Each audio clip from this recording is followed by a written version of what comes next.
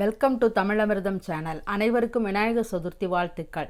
நான் இன்னைக்கு வித்தியாசமான பூரணத்தோட பூரண கொழுக்கட்டை எப்படி பண்ணுறதுன்றதை சொல்லி காமிக்கிறேன்.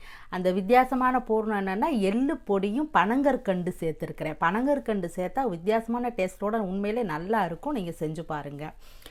விநாயகருக்கு பிடிச்சமான பலகாரமே கொழுக்கட்டை தான். அதில் நீங்கள் கண்டிப்பாக எள்ளு சேர்த்து தான் செய்யணும். ஏன்னா சனி பகவான் பிடிக்காத தெய்வம் விநாயகர். ஒரு ஆளைத்தான் பிடிக்கலை, தப்பிச்சு போனார். அதனால் சனி பகவானே கேட்டுக்கிட்டார் விநாயகர்கிட்ட, எனக்கு பிடிச்ச எள்ளை வச்சு உன்னோட பக்தர்கள் கும்பிட்டா அவங்களுக்கும் நான் அருள் கொடுப்பேன் அப்படின்னே சொல்லி வேண்டினதுனால கண்டிப்பாக நம்ம இந்த விநாயகர் சதுர்த்தி கொழுக்கட்டையில் எள்ளு சேர்த்தாகணும். வாங்க நம்ம எப்படி செய்கிறதுன்னு பார்க்கலாம்.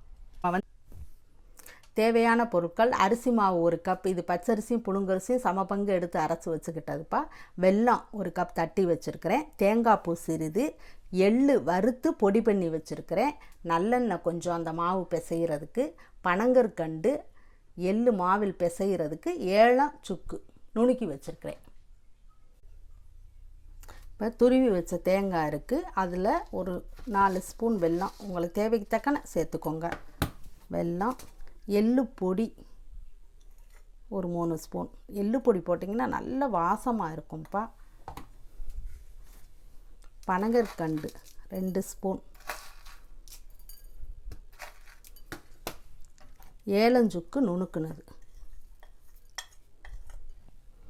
இதை நல்லா கிளறி வச்சுக்கிடுவோம். தண்ணி எதுவுமே ஊற்ற வேண்டாம். இப்படியே கிளறுனா அந்த வெள்ளை பதத்துக்கே சரியாக வந்துடும். இப்போ இப்படி கிளறியாச்சுப்பா, நல்லா ஈவனாக கிளறி வச்சாச்சு. அடுத்து மாவு பிசைவோம். இப்போ மாவு எடுத்துக்கிடுவோம். அதில் கொஞ்சம் சிறிதளவு உப்பு சேர்த்துட்டு, எள்ளு, கொஞ்சம் நல்லெண்ணெய் தண்ணி ஊற்றி பிசறிக்கிடுவோம். சப்பாத்தி மாவு மாதிரி நல்லா கொஞ்சம் ரொம்ப கெட்டியாக இல்லாமல், கெட்டியாக இருந்தால் விரிசலாகும். கொஞ்சம் நெழுன்னு பிணைஞ்சிக்கிடுவோம். இந்த பதத்தில் மாவு பிசைஞ்சு ஒரு கிண்ணம் போல் இப்படி செஞ்சுக்கிடுவோம். அதில் இந்த பூரணத்தை கொஞ்சம் எடுத்து வச்சுக்கிடுவோம். இது சுகர் பேஷண்ட்னா கொஞ்சம் கம்மியாக கூட வச்சு கொடுக்கலாம். அவங்களும் சாப்பிட்லாம். கொஞ்சம் இனிப்பு கம்மியாக வச்சு கொடுக்கலாம்.